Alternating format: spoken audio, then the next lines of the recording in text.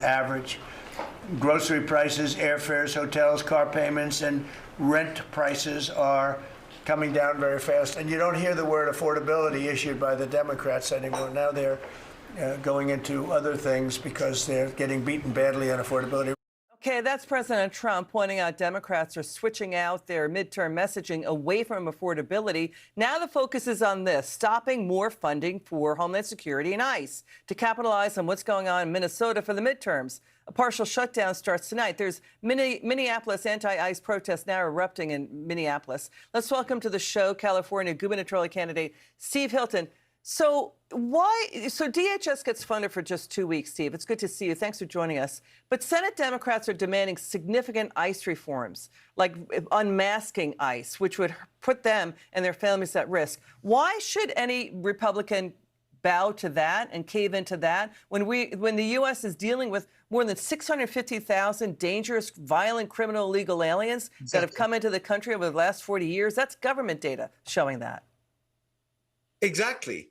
I mean, wasn't it not that long ago that the Democrats were constantly lecturing us about how they were defending our democracy? We need to uphold our democracy. Well, in our democracy, our republic with the democratic elections that took place in November 2024, America voted for tough immigration enforcement and deportations. And that's now being carried out. And the Democrats don't like it, but they lost the election.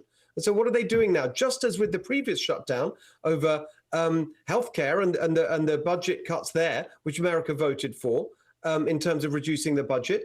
Now they're saying, oh, we didn't get our way.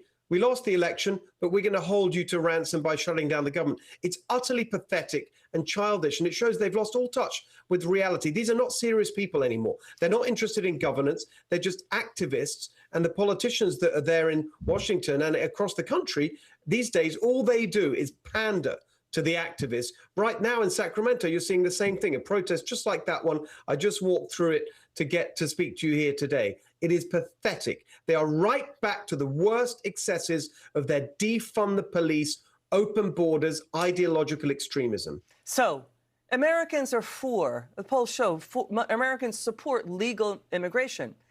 America's built on immigration. Americans, the polls show, are opposed to violent home invasion, robbery gangs, murderers, kidnappers, rapists, child predators pouring across the border. We don't see any protests about that. We don't see any protests in support of the Angel families who we've talked to who have lost their children violently to criminal illegal aliens. So why are American citizens treated as just rounding errors, as statistics, as data points? Because they're ideologues now, the Democrats. They're pure ideologues. They don't care about people. They don't care about outcomes in the real world. They just care about pushing forward their far-left ideology. This is why they're so disrespected these days, because people can see that they don't speak for real people in the way that President Trump does, with these common sense, practical things which people voted for. Let's remember that. Got it. Steve Hilton, thank you so very much for being with us. Now, we have to move on to these